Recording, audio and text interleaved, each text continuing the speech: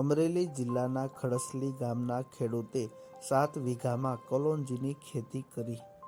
હાલના સમયમાં જોઈએ તો ખેડૂતો હવે દિવસે ને દિવસે પરંપરાગત પાકોનું વાવેતર બંધ કરી અવનવા પાકોનું વાવેતર કરવા લાગ્યા છે। ખાસ કરીને ખેડૂતો કપાસ, મગફળી, ડુંગળી જેવા પરંપરાગત પાકોનું વાવેતર બંધ કરીને બાગાયતી પાકો તેમજ અન્ય પાકોનું વાવેતર કરી તેમાંથી લાખો રૂપિયાનું ઉત્પાદન અને આવક મેળવી રહ્યા છે। મારું નામ રોહિતભાઈ વિઠ્ઠલભાઈ કલાણિયા છે। મારું ગામ ખડસલી છે અને મારા પિતાજી અહીંયા ખેતી કરે છે। હું એને ખેતી કામમાં મદદરૂપ થાઉં છું। અમે ઘણા સમયથી ખેતી કરીએ છીએ અને અમે દર વર્ષે મગફળી, કપાસ, ડુંગળી, ચણા જેવું વાવેતર કરીએ છીએ અને આ વખતે અમે નવી ખેતીનું એક ઉત્પાદન કર્યું છે જેનું નામ છે કલોંજી। આપણે દર વર્ષે જોઈએ તો કપાસ, મગફળી અને ડુંગળી જેવા પાકોમાં આપણને ભાવ ઓછા પ્રમાણમાં મળે છે અને એમ જોતા કે વરસાદના કારણે પાક નિષ્ફળ જાય છે, આપણને યોગ્ય વળતર મળતું નથી। તેના કારણે આ વખતે આપણે નવું એક ઉત્પાદન કર્યું છે જેનું નામ કલોંજી છે। એનું આપણે પાક આપણે તૈયાર કરીએ છીએ। કેવી રીતે કર્યું છે?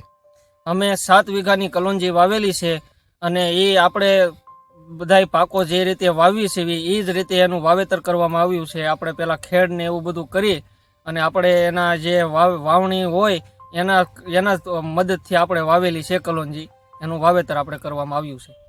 અમારે પાકમાં કોઈ પણ એવા જંતુનાશક દવાઓ, જંતુનાશક એવી વસ્તુઓ આવે છે તો અમે આજુબાજુના એગ્રોમાં આપણે જાણકારી કરીને અમારા ખેડૂતને વાતચીત કરીને પછી એની જે કાંઈ દવા આવતી હોય એનો છંટકાવ કરવામાં આવીએ છીએ। અમે આ પાક 3.5 થી 4 મહિનામાં આ પાક તૈયાર થઈ જાય છે અને ત્યાં લગન તેનું ઉત્પાદન મેળવવા માટે અમે પાણી અને દવાનો એ બધો ઉપયોગ કરીએ છીએ અને એ 3.5 થી 4 મહિનામાં એ પાક તૈયાર થઈ જાય છે।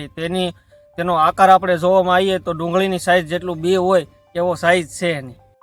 હવે આવકની તો અમને કાંઈ ખબર નથી પણ અમે દર વર્ષે જે મગફળી, ડુંગળી, કપાસનું વાવેતર કરીએ છીએ એની કરતાં આ આવક, આ કલોંજીમાં આવક અને ઉત્પાદન સારું મળે એવી અમારી આશા છે। ક્યાં વેચવા જવાના એવું કઈ આયોજન ખરું? હવે આનું ગોંડલ વેચાણ થાય એવી આપણી માહિતી મને મળી છે કે આપણે એને ગોંડલ વેચાણ કરીશું।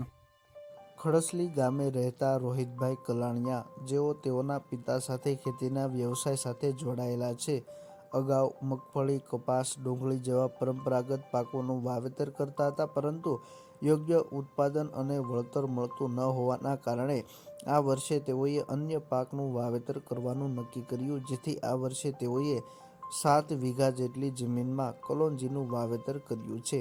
અન્ય પાકની સરખામણીએ આ પાકમાંથી સારું એવું ઉત્પાદન મળી રહેશે તેવી ખેડૂતને આશા છે।